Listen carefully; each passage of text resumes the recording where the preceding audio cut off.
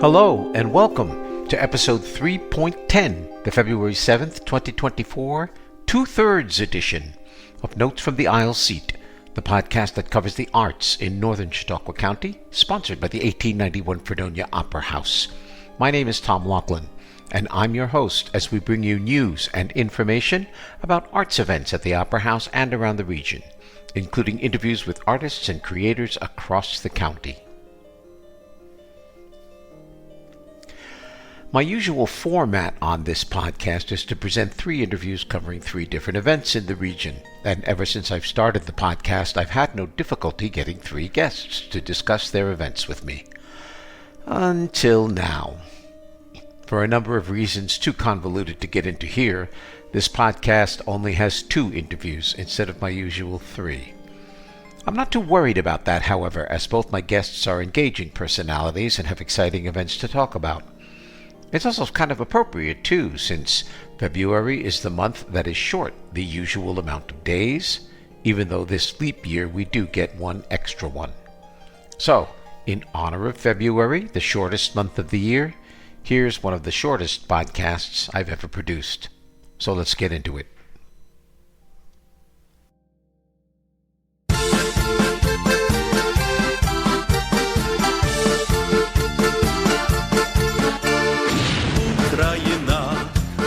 Україна, знову до нас поперлася москальня, казавши на парад Київ іде, любим сусідам руський мір принесе.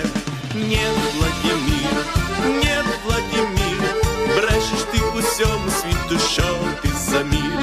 Нєт Владимир, нєт Владимир, брешеш ти усьому світу, що ти за мір. Десь у полях. The Russian invasion of Ukraine is now close to 2 years old, with no real signs of peace in sight. President Zelensky continues to seek aid for his struggling country, and one of Fredonia's citizens answered that call for aid, but in a very unusual manner. Local photographer Patrick Stokes spent 5 weeks in Ukraine last year as a volunteer serving pizzas from a mobile pizza truck. On Thursday, February 15th at 7 p.m., Patrick will be giving a presentation at the 1891 Fredonia Opera House about his experiences, sharing photographs, video, and stories from his time there. I spoke with Patrick to get a preview on his presentation.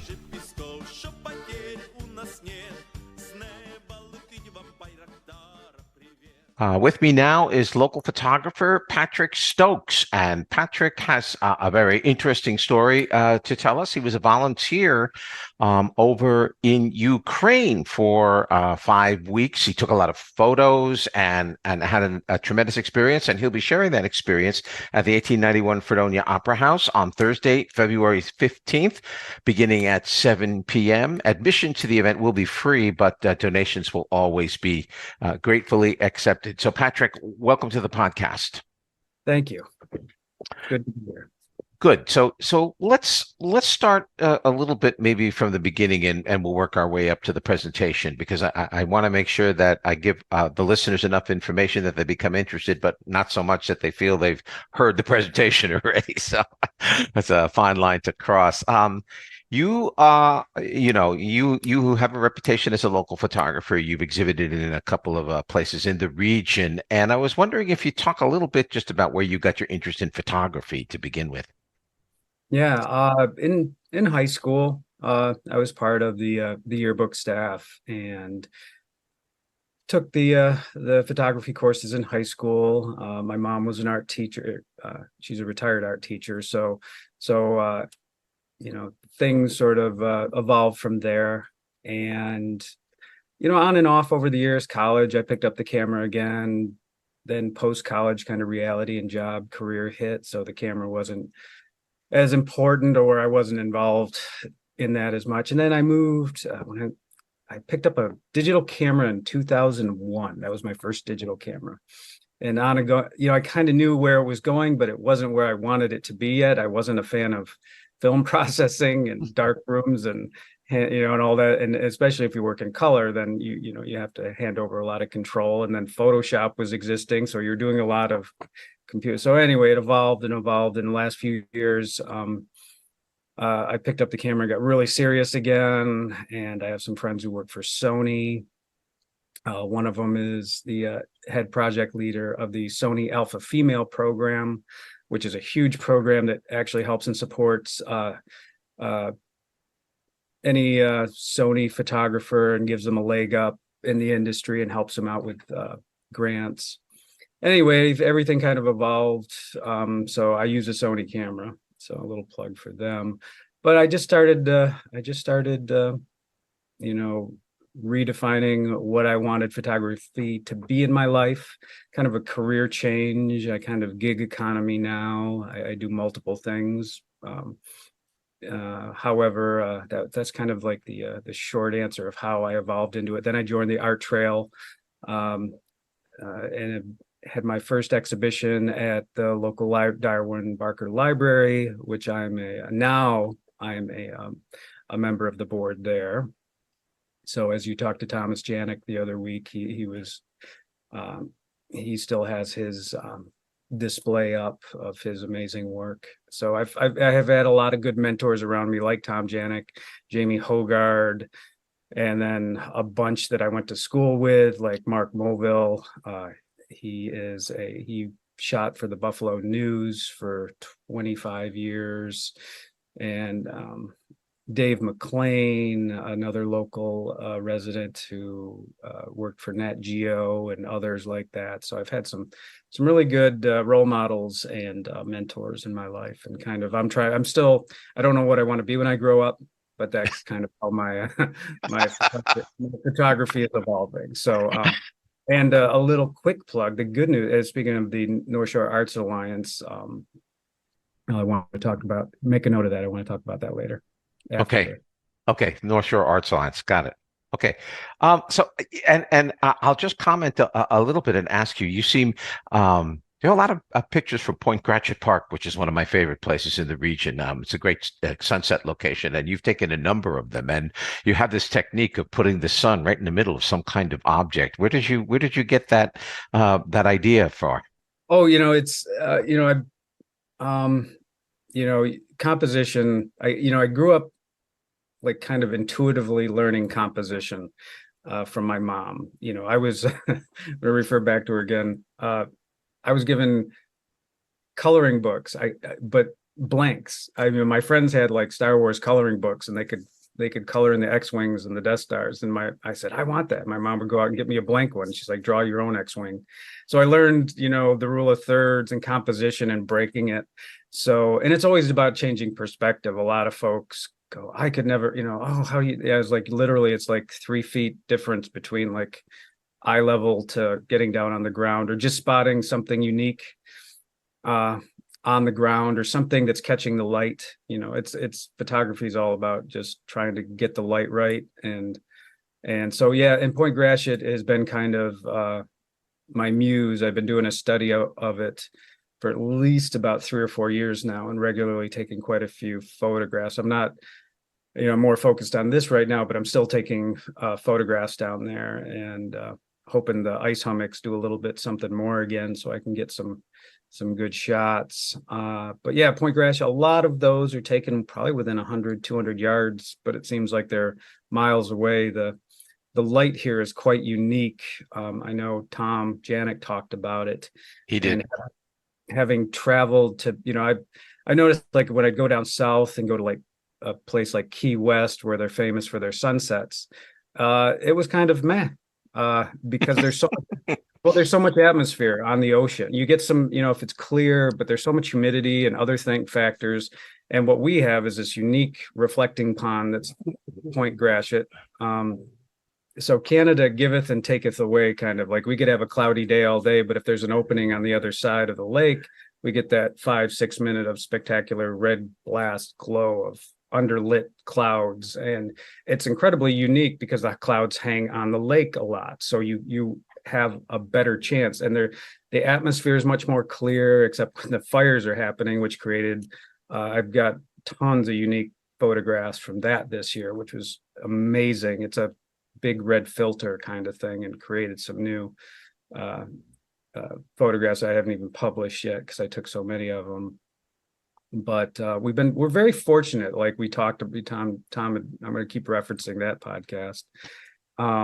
The area, it's people see my pictures and think I'm taking pictures in some foreign Californian pristine, but I said, no, this is my backyard. I go, you really just, I mean, if you sit there on our beach and look, you're like, wow, it's I've noticed over the years more and more people are starting to gravitate towards the sunsets, because I'll get down there early, start taking photos. I'll be so engrossed, I'll look up and there'll be 150 people on the beach, strung down the beach all of a sudden. And you'll notice in my on my Instagram that I capture that sometimes. I turn the camera on the beachgoers and do these really fun long shots of just rows and rows of people kind of reflecting off, skipping stones, couples holding hands and things like that, and just people sitting there contemplating the sunset and enjoying a moment.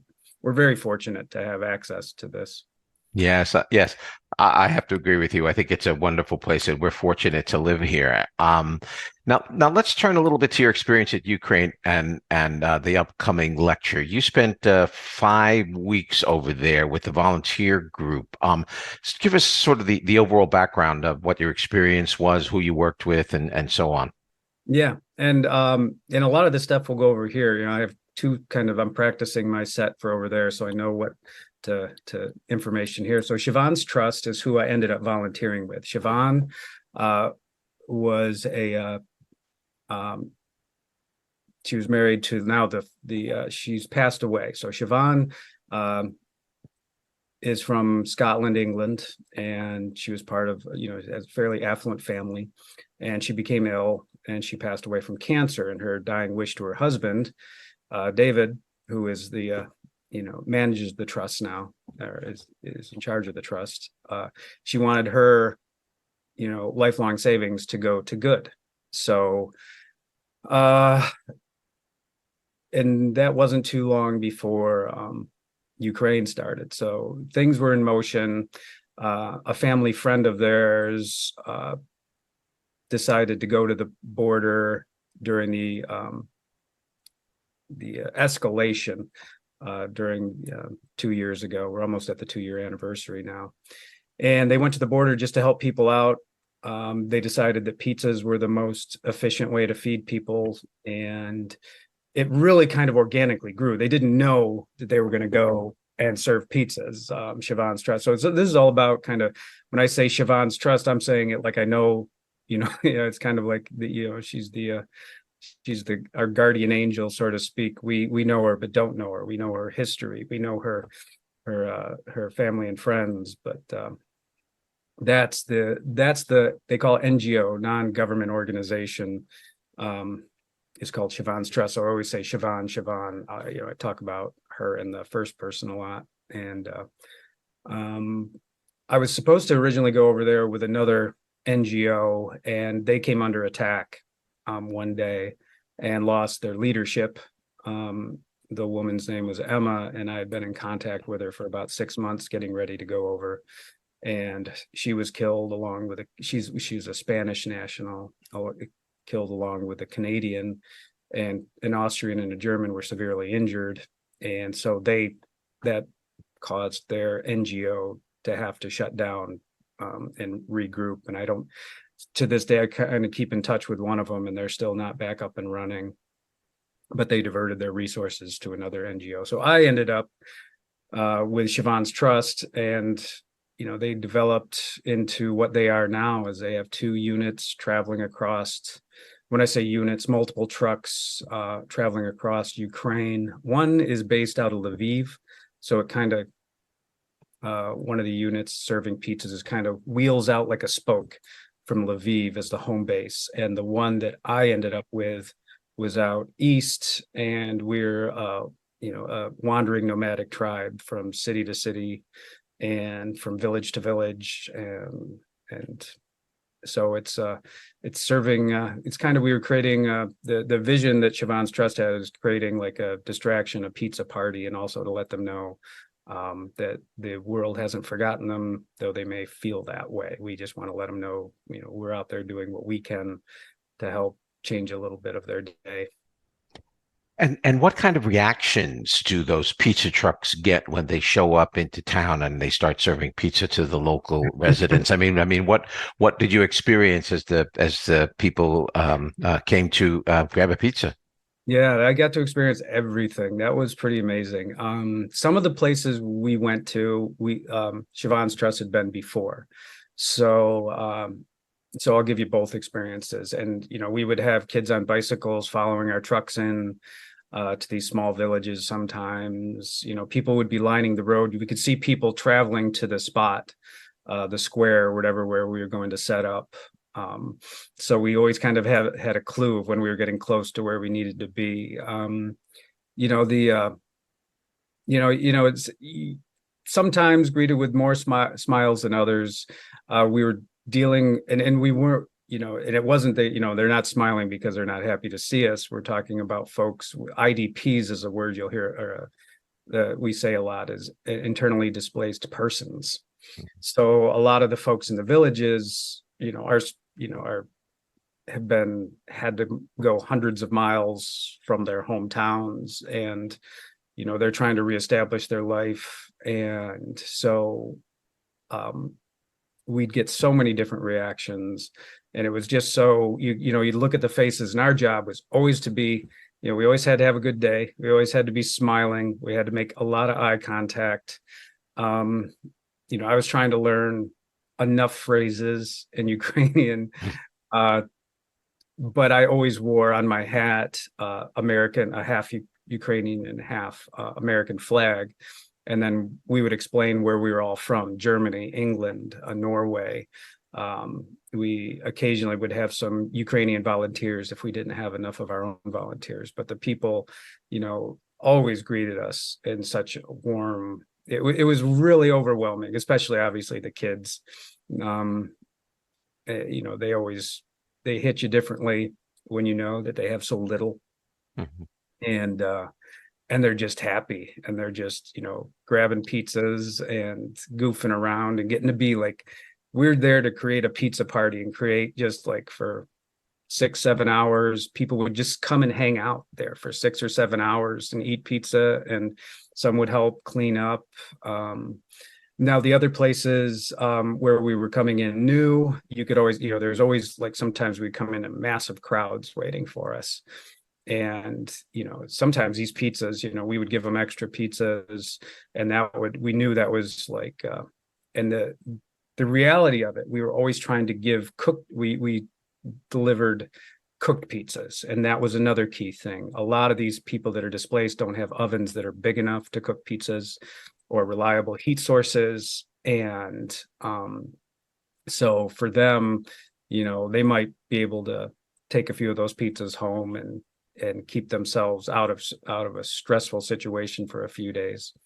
So and then we did some city centers, and that's when you really have like the big populations come out. Those are, you have a couple thousand people waiting in line, and it really, you can feel the tension amongst the volunteers, like, here we go, because but it's amazing how the volunteers all just, once, you look at, you see the faces waiting, and it just absolutely energizes you every day.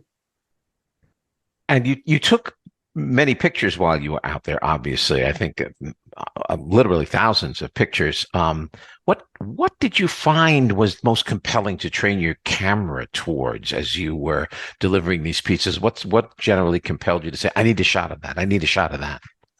Oh God, for every picture I took, there's another 500 that I couldn't, because I was serving pizzas. And I made a very big distinction when I was there. It's the photography comes second, third, fourth. Obviously serving the Ukrainians comes first. Supporting my volunteers at all costs, being a good team member was a big part of it. But when as I got into it more, I was able to find, it depended on how many volunteers we had too. To give you we usually operate with, the trust usually operates with about 8 people-ish, on 8 to 12, to maintain a really good flow. And for a week, we were down to 4 of us. Mm. So we were relying on pulling in volunteers from the crowd, and we were serving as many people with 4 of us as we were with 10 of us. So we got to be a very tight unit for a week. So I didn't take as many pictures that week. But then when volunteers started flowing, so what I've trained my cameras on is just the interaction a lot between the volunteers and the Ukrainians that were coming in, especially the kids, but trying to just catch, catching some faces, some moments. So much was going on so quickly. The weather would really cooperated with us, but I was always just, sometimes during the day, I'd always try to get a portrait or two of someone who was there. Like you'd just see either an older gentleman or some kids were just there all day. So I'd bring them up and I'd get like a really nice portraiture of them to kind of bring that intimacy with, they're just like us. It was so funny because some of the kids were wearing Star Wars t-shirts and I had one on, and this kind of hits you hard because you're at an orphanage. And I was trying to speak and never seen Star Wars. They were just receiving the clothing from the United States and other places in relief. And he had no idea. And then you realize there's maybe 2 TVs in the orphanage when we got the tour. So every day it's a much different, culture shock. You kind of just think everybody knows these pop culture things. Not a lot of Ukrainians speak English. It's not broadly taught. The ones who do speak English, obviously, it seems like, it's kind of like they have a leg up. And a lot of the kids are learning it through streaming apps, we found out, because their English would be very good. And where'd you learn this? They said, Netflix. Wow. So, but yeah, training my camera, like it evolved because I would see there's so much, from the landscape, the field, that by that time, all the fields of the sunflowers were dead and hadn't been harvested yet. So they were more blackish, brownish, but you could just look and imagine like these massive fields, like going through Kansas, and you really get a feel. So it was almost, there were times when I had a lot of FOMO, I was missing out, but in the other end, it was like, I'm taking it in and I know I'll get a lot of amazing captures and wait for the right moments. And towards the end, when the crew started to build up and we had more volunteers, especially my last 3 or 4 days, I said, I'm going to slack off a lot and I'm going to take a lot of pictures. And they're laughing. They're like, you slack off. They were, I was always, me and my buddies were the first ones up in the mornings and we were the last ones cleaning up. We always wanted to make sure we showed our appreciation to Siobhan's Trust for allowing us to join them as well. I have maybe one more question to ask you about this, and I think for me it's this idea that we tend to think of, especially in this country, as war is kind of an abstract idea because we never experience it on our own territory. But you went over to a place where it's actually happening on the ground. So for you, what do you think was the perhaps most interesting thing you came to realize or learn about what happens on the ground in a country where there is a war actually taking place there? Yeah, that was going when I initially went over, your mind's reeling, why are you doing this? How'd this happen? These are a lot of things I'll talk about at the Opera House. And the reality of it is surreal once you get there. The Ukrainians have been fighting this since 2014 when Crimea was invaded. So they've been at a state of war since 2014 in their mind. We look at it 2 years. No, the big problem is, how it's being portrayed in one sense, or being actually like talked about media wise or covered. And it is, 2 years ago is when the Ukrainians really referred to it as the full-scale invasion happened. But the war, they said the war has escalated. So when you're over there, they've been in a state of war since 2014, under threat. So you could see, you know, there's PTSD, but there's also, it's surreal when you're in the city. Sometimes you're in places and, you know, you don't feel the effects of war. You don't, you know, it's almost like there's an escapism. Everybody in the Soviet era blockhouses that are everywhere, the parks are always full. Even when the air raid sirens go off, it's almost like I watched, you know, one lady look up to the sky and throw up the one-fingered salute, and you could hear some reference to Putin. So, you know, being there and asking, talking to them directly, and you know, I met a lot of soldiers. And I befriended a couple of them, and one of them, he's a 22-year-old, and I don't demand, but they'll send like a plus sign every week. You know, he'll send a plus sign. That means okay, can't talk. And then he'll send me a picture of him with his unit in the middle of the night with, you know, and then all of a sudden it was like, who are they? And it was like, we just captured 3 Russians yesterday, and this is them.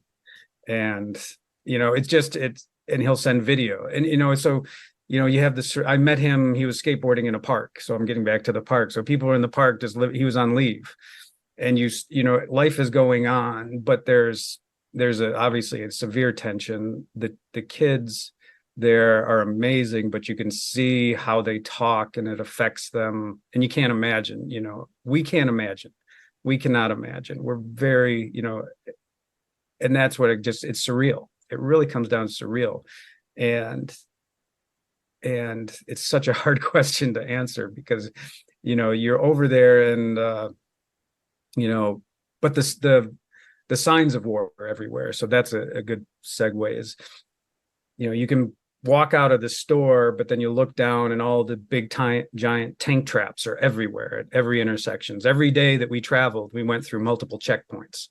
And these are hardcore checkpoints. We're talking, you know, manned by 20 heavily armed, you know, military men and women. They're female. I think it's about 20 to 30% of the army are female. And you know, they'd be, you know, there's always like, no matter, we know what we were doing, but there's always like that. You're going through these checkpoints and it really hits you. You know, occasionally you get stopped and checked out. You know, you'd always have your papers. We always have. So the realities of war also came down to, we always had a bug out bag. We never left anything in our rooms that we were worried about not having with us, especially our papers and everything. So if something suddenly happened and we couldn't go back to our hotel and we had to flee west, you know, so every day, like, the war is ever present in everything you do. You know, the curfews are there. So, you know, you don't go out after 10 p.m. You can't go out after 10 p.m. Or if you do, or I also learned when I was picking up some of our volunteers at the train stations in the morning, I'd drive down before 8 a.m. or before like 7 a.m. All the street lights are off. Most of the street lights are off. And that also means the traffic lights aren't on. So it's a really weird, it's a surreal experience because everything, you know, you just, am I here? What am I doing here? My family and friends were all like, you know, stay safe, stay in the West. I stayed in the West for about 5 minutes. And then I was like, no, can't stay here. I've got to go East. And that's another story. But every moment it was kind of, you contemplated it, and it really, like, the air raids would go off constantly. And, you know, the thing that we were told is you don't have to worry until it gets noisy. And so if you hear a thud, and one time we heard a thud, but it was at night after we were done. And I said, is that noisy? And they're like, no, noisy is thud, thud, thud. So I was like, okay. Wow. Well, that's really amazing.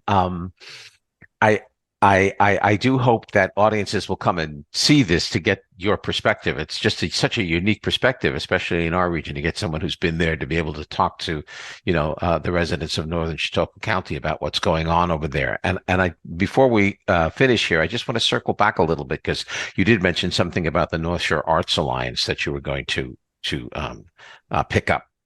Yeah. Let's see. I've been part of that for quite a few years, and I'm going to be incorporating some of the images I took from Ukraine. Like, I'm going to have my local stuff, but I'm going to incorporate some pictures that I've handpicked out of them that I haven't published yet, that I feel have a really kind of encapsulates my journey there. And I'm going to be showing those. The Opera House is going to be, I'm going to have video presentations. I took a lot of video, a lot of time lapse along with my photographs. I was kind of, I became the de facto documenter there. A lot of the videos you'll see, about 5 minutes before the first pizza got served, they'd notify me and they go, okay, time for Pat's walkabout. And I would run out into the crowd with the camera and video and fist bump the kids and get everybody kind of, it's coming, pizza, it's getting ready. The music's already started to play. So it's a multimedia presentation. But getting back to the North Shore Arts Alliance, I always want to promote that. It's helped me evolve to become the photographer I'm hoping to be someday. And this year, and hopefully I'll get to come back on again and talk to you about it. I'll be at a new hub that I'm leading at 21 Bricks has decided to come on. Oh, good. To be a major hub and promote us heavily. And that was a huge win. And, all these things are coming together, and it's been, I've been very fortunate. Getting back to the presentation at the Opera House, immediately following the Methodist Church just across the street. We're going to be doing a bit of a pizza party in the basement afterwards, so there'll be a little meet and greet aspect. So we'll be able to come down there, and Om Gluten Free is going to be supplying gluten-free pizzas, and we'll probably have to supplement a few pizzas from some local establishments. I haven't pinned down them yet, but we'll have a few extra pizzas. I'll have some of the items that I collected along the way from a lot of drawing. The kids would just hand you stuff, drawings, little, it was just, those were some of the most overwhelming moments were the kids when they would come up and they would draw, like you could see them drawing stuff, and they would come up to the volunteers and they would hand us little drawings that they had just made, or they would, little bracelets they had made, other things like that. It was, and they, you realize they have nothing. So, even for them to give up a piece of paper is huge. So. Yes, and I also think this, people who want to, you'll probably mention this as the presentation too, but they can support Siobhan's Trust. Thank you. Should have led with that. Siobhan's Trust. I'll have links and stuff for you to their website to donate directly. Obviously, I'm going to do a direct fundraiser there, so whoever wants to donate there in any way, shape, or form, they can. I've also been helping Siobhan's Trust with finding volunteers. So I've been approached by folks. So if anybody's looking and has some time to volunteer, I can explain to them how to, actually the most stressful part of my whole experience was getting there.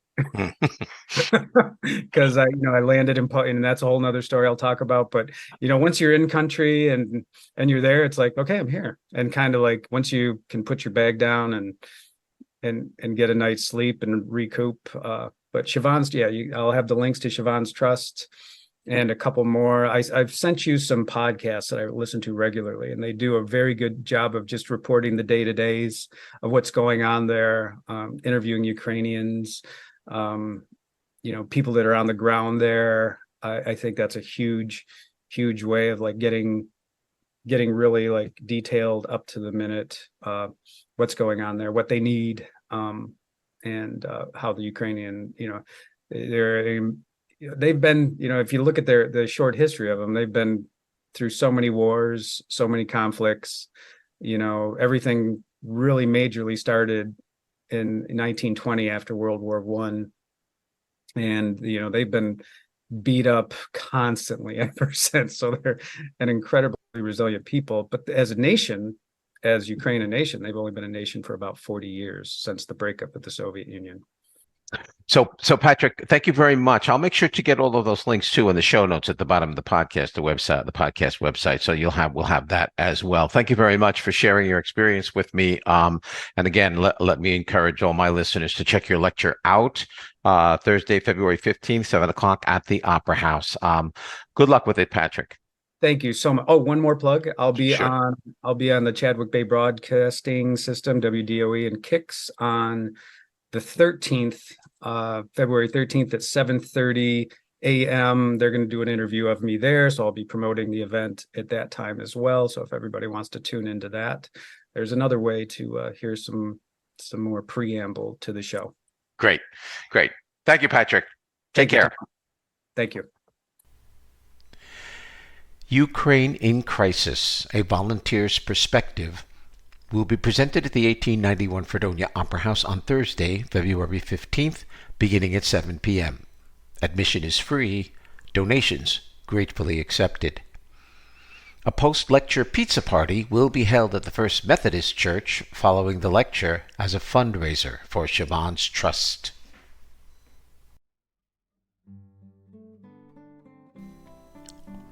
Here is the arts calendar for the next 2 weeks in the region.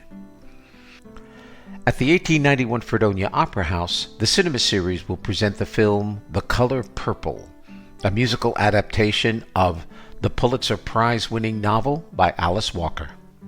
The film and novel tell the story of Celie Harris, an African-American woman living in the Deep South in the 1900s. The Color Purple screens on Saturday, February 10th, and Tuesday, February 13th at 7:30 p.m. each night. Tickets are $6.50 and available at the door only the night of the screening. The cinema series is sponsored by Lakeshore Savings Bank. Also at the Opera House, the next Art and Architecture series will present the documentary The Immortals, The Wonders of the Museo Egizio. Narrated by Jeremy Irons, the documentary explores the Museo Egizio in Turin's vast collection of Egyptian art and artifacts from the age of the pharaohs. The Immortals will be screened on Saturday, February 17th at 1 p.m. Tickets are $15 for adults and $10 for students. Call the box office at 716-679-1891 for tickets and more information. At the SUNY Fredonia School of Music, the Robert Jordan Piano Festival will be held from February 13th through 14th. The festival features 2 alumni returning to campus. On Tuesday, February 13th, Lauren Sturm-Sclafani, the chief Spirio technician and lead sound engineer at Steinway & Sons, will give a presentation on the Steinway Spirio, a high-resolution player piano, from 7 to 8:30 p.m. in the Roush Recital Hall. On February 14th, Dr. John Patrick Murphy from the University of Oklahoma will give a lecture beginning at 4 p.m. entitled Piano Pedagogy in the 21st Century, Navigating Tradition and Innovation.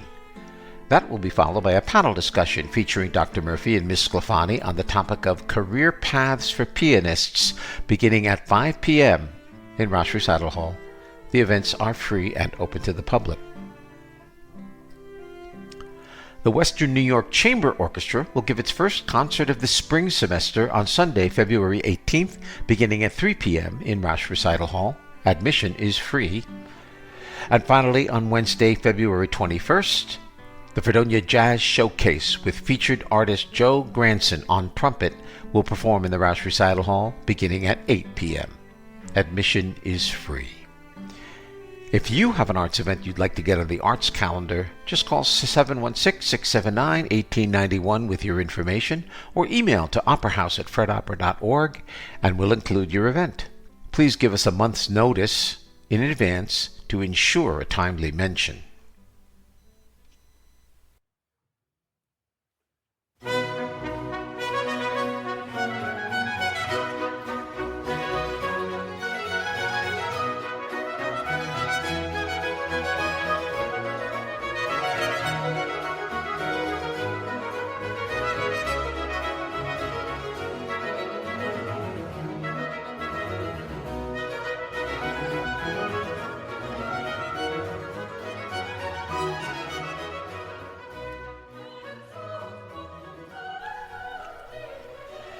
June always brings to the Opera House the annual Bach and Beyond Festival. But since we can always use more Bach in our lives, two SUNY School of Music faculty members, Lynne McMurtry of the voice faculty and David Rose of the strings faculty, joined forces to bring together an impressive collection of faculty, alumni, and current students to create an event called Bach Together Again, which will take place on Friday, February 9th at 8 p.m. in Roush Recital Hall. I got to speak with Lynne McMurtry about this event and how it all came together. I am joined now by Miss Lynne McMurtry. Lynne is on the voice faculty at the School of Music at SUNY Fredonia, and she is part of the brains behind an event that I think is designed to out Bach and Beyond at the 1891 Fredonia Opera House. Lynne, welcome to the podcast. Thank you so much for having me. You bet. Now, I'm gonna let you set the scene for this, because this event is Bach Together Again, Friday, February 9th at 8 p.m. at the Roush Recital Hall. And what really caught my eye here was all of the various elements involved in it. So I'm going to let you speak to that, because this doesn't happen often at the School of Music. No, and it's really been wonderful to see how it has developed. You know, I didn't expect that it would get this multifaceted. The initial idea was just to do more Bach, particularly with the voice students who I work with most directly at the School of Music. You know, it's hard to overstate the importance of Bach's music, I think, in the Western classical music canon, and the beauty of it, the intricacy of it, the power of it has always been so valuable to me. And I have some wonderful experiences with that music that I count among my top 10, you know, as a musician, as a performer. And so I wanted more of that music in our students' lives. And a lot of the most approachable music for young singers are the arias from the cantatas. But if you want to really do them, of course, you need not just a keyboard, which is the model that we often use in the voice studio, voice and piano, but you need other instruments. And so I was trying to find a way to develop that and make that happen. So I was envisioning bringing in a guest artist to work with these students on this repertoire. And I mentioned this idea to some of my colleagues, and David Rose, who is our wonderful viola professor here at the School of Music, was really positive about this idea. And it turned out that last fall, he was running his own class on the music of Bach, particularly with a view to the cantatas. And so we were able to integrate our students from the voice area and the instrumental area to work on that repertoire.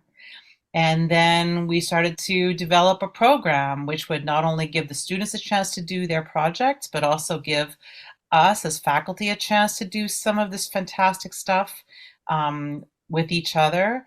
And then we thought, well, we need a big choral finale to end the whole thing. And so I talked to Adam Lubke and said, hey, do you think we can bring in some choir? And he was game. And David wanted to start it off with some big orchestral moment as well. So he sourced something and recruited his colleagues on the instrumental faculty. And just really, it just kept rolling and rolling until we had this really wonderful program plan with faculty soloists, student soloists, alumni coming back to join the orchestra for this, the choir singing a chorus. And I'm a little bit amazed, but also highly delighted that it has grown into the program we're going to be doing on Friday. Yeah, I really want to congratulate you on what you've developed here along with David, because I am, you know, like I said, when I was looking for the events for the fall and getting ready to do, the spring and getting ready to do, you know, my spring set of podcasts, I missed this the first time around. And then I looked again and I went, wait a minute, this program here that they're doing is amazing in its scope. I mean, the performers that you have coming in from the faculty, you've got, Jessica Tong, Isabel Ong, David's going to play, Father Sean Duggan's going to be on the piano, Sarah Hamilton on the oboe, Laura Kepke, you're singing, Joe Dan Harper is singing, Aurora Diaz is singing. I mean, I'm stunned. It's really quite amazing, and it's got everything. You're going to do sections from the Saint Matthew Passion of all things. I mean, that's quite the work. Just pieces of it, We're going to have a couple of arias. One of our student sopranos, Ella Monaco, is going to sing one of the soprano arias, and then Dr. Sarah Lubke, one of our soprano faculty, is going to sing one of the other soprano arias from the Matthew Passion. And that's one of the great signposts, right, of our Western classical canon. We're going to have some of the real biggies, and then some of these other less known arias. One of the ones that I'm doing, Jesu, lass dich finden, I think unless you were really interested in Bach cantatas, you might never have, heard it, or certainly not, you don't think of it. It wouldn't be one of the ones you list if you're listing the great arias of Bach. But it's a gem. It's such a gem. And, in terms of why I wanted to do this project, it goes back to when I was a young singer. I was a fellow at Tanglewood. I don't know if you're familiar with that music festival. It's the it's the summer home of the Boston Symphony Orchestra. And I was fortunate enough to be a fellow there in their summer program for 3 summers. And in 2 of those summers, they had something called the Bach Institute, where Craig Smith, who was the music director of Emmanuel Church in Boston and a formidable presence in Baroque and classical music generally, ran this institute where he put his musicians from Emmanuel with the students in this repertoire. And so we had this week of exploring these arias with this incredible ratio of students to faculty. I remember these rehearsals where you'd go and it would be like me and a cellist and maybe a harpsichordist or maybe a violinist and an oboe player, whatever it was, just depending on the personnel required for the piece. And besides us, these students, Craig would be there, and Frank Kelly, who was the tenor soloist, would be there, and Peggy Pearson, who's this incredible oboe player, would be there. They're all in the room listening to you rehearse. And then you finish the run through, and then each of them would scurry to their counterpart, and say, okay, I think we should do it this way. And do you think more about this? And I think you should play into that. And then they'd have these arguments. There'd be this conversation in the room where Craig would say, no, I don't think that's really the articulation there. And Frank would say, but you got to let the words do this thing. And it was just fascinating and rich. What a place for us to be. So anyway, that was how I got to know some of these lesser known arias and duets, because they were part of that repertoire that Craig and his cohort brought to us there. And they're not, you don't have as many opportunities maybe to hear them performed, but they have so much detail and interest and variety in them too. And I'm just so thrilled that I'm going to get to do them. 2 violas and 2 oboes in this one that I'm doing, and no continuo, which is super weird. What?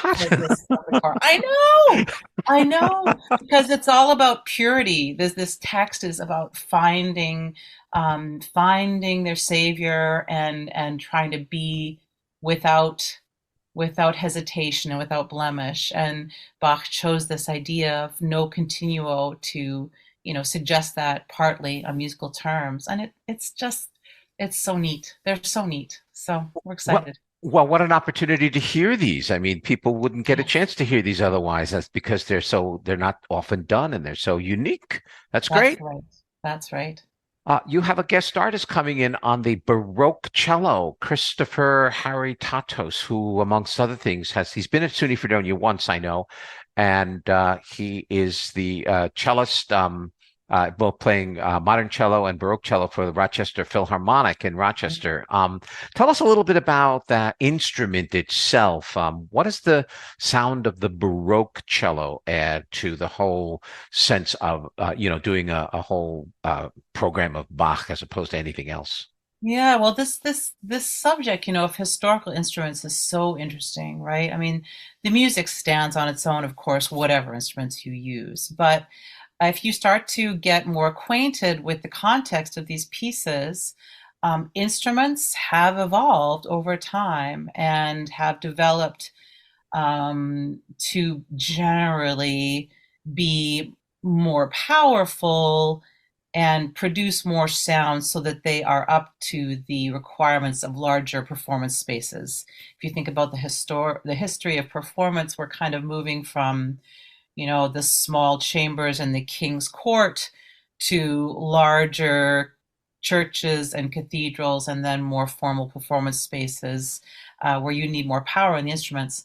And so many of the instruments that we play now have been designed to make more full resonant sounds. And so these earlier instruments have a different quality. That's not my area of expertise, but there's a different quality to them that is that is the quality, that is the instrument that Bach, for example, in this context, was writing for.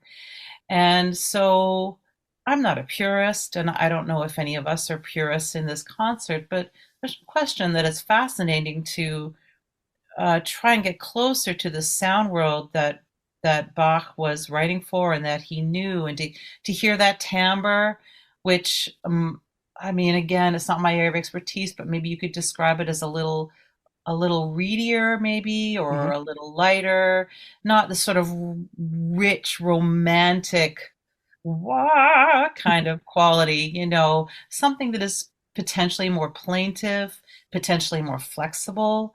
Again, it's so much about context, and of course, every performer engages with their own instrument in their own way. But this is the general idea. There's also a different bow, which would have a different quality when applied to the instrument too. So it'll be interesting to hear how Chris talks about that. We're not all on Baroque instruments in the ensemble, to my knowledge, although they might be using Baroque bows. That's actually a detail that I'm not sure I know for sure. Hmm. But yeah. And I'm really interested also in the logistics of this because, again, just to make it clear, you have faculty coming in, you have a guest artist coming in, you have alumni who are coming in to do this concert, and you also have quite a collection of current students doing this. How have you managed to pull all the logistics together to get people to rehearse and so on and so forth? Well, David Rose has been fantastic at organizing the instrumental colleagues and reaching out to them and recruiting them for this. And the Bach class that he and I did together in the fall helped to gather many of our students. And then just a lot of emails to people, and trying to say with enough planning in advance, this is when we're going to do it, and come on down. I think really the set of logistics I'm a little concerned about right now is getting everybody on stage in the right configuration at the right time. Hmm. Because if there are any Bach purists who are going to come to this, they're going to be a little shocked when they hear our student ensembles and see some of the parts being played on marimba, which, Wow. shocker, Bach never had a marimba. He didn't compose for marimba. But when David and I were developing this project for his class, the whole point was to use the students who had registered for the class. And there were no keyboardists who had registered, but we have all these fantastic percussion majors because Kay Stonefeld has such a great program. And so we had all these percussion majors who were in the class who we wanted to use. And so there's a lot of creative assignment of instrumentation going on. And we have marimba players covering these parts in the student ensembles. So we got to figure out now, how do we get like the marimba and the cello and the double bass all together for one of those ones, and then one that has a more traditional combination maybe of voice, cello, and violin. And it's going to be a lot of interesting stage management. That's the part I'm really wondering how we're going to work out. We're going to tackle that this week and make sure we know what we're doing there. Oh, I'm sure you'll pull that off without a problem. You know, the more I hear you talk about this event, the more I keep thinking to myself, and I guess this is, coming from my former hat as theater department chair. It's like, what a recruiting tool. I Yeah. mean, this is right in the middle of audition season, and you've got everything there. You've got the choirs, you've got the instrumentalists, you've got the vocalists, you've got faculty, you've got students, you've got alumni. What a fantastic recruiting tool this is. I certainly hope that, students out there who might possibly be listening to this podcast, who knows, but, they'll check this event out because this is an all-in-one package. Thank you. Yeah, I really feel that way too. We're very excited about it. The next day, Saturday, is an audition day, and we've reached out, of course, to our auditioners. We hope that some of them will come and listen, and we've invited, the area musicians up at the Fredonia Central School, and interested in getting them to come as well. It's free, and as you've pointed out, it showcases so many areas in the School of Music.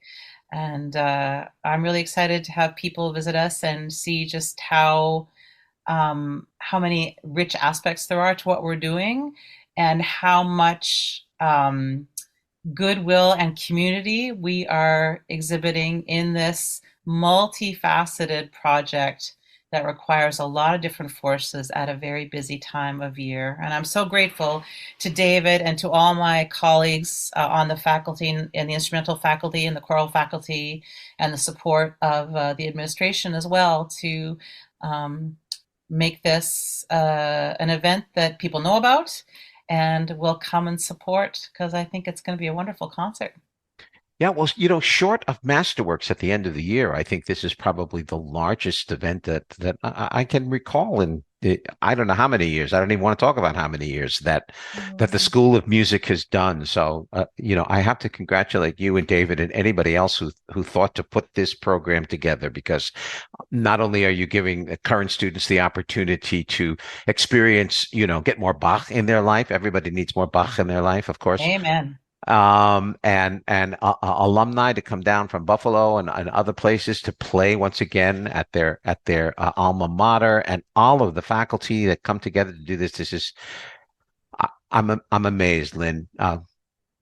That's about all I can say. You've really done quite a job here, and I hope people take notice. And I hope this is something that you and David and whoever can keep on going, because it just seems like a fabulous event.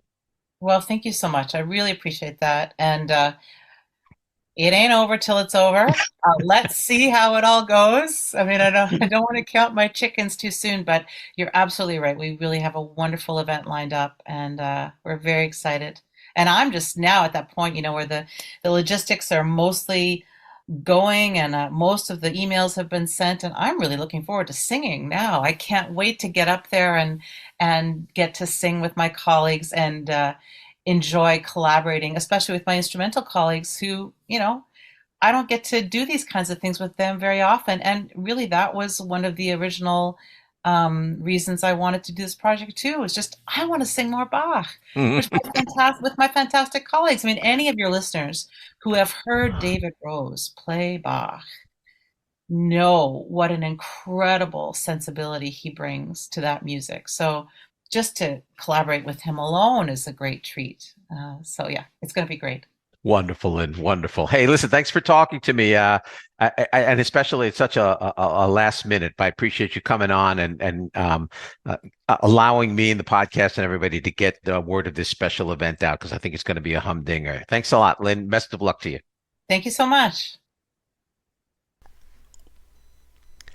Bach Together Again, an evening of J.S. Bach from the cantatas, the St. Matthew's Passion, and instrumental works, will be performed on Friday, February 9th, beginning at 8 p.m. in the Rausch Recital Hall at SUNY Fredonia. Admission is free. This is an unusual opportunity to hear some of Bach's less performed music, and a collaborative performance you won't want to miss.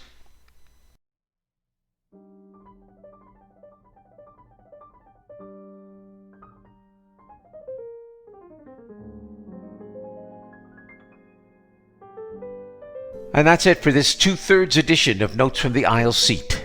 My thanks to Patrick Stokes and Lynne McMurtry for being my guests on this episode.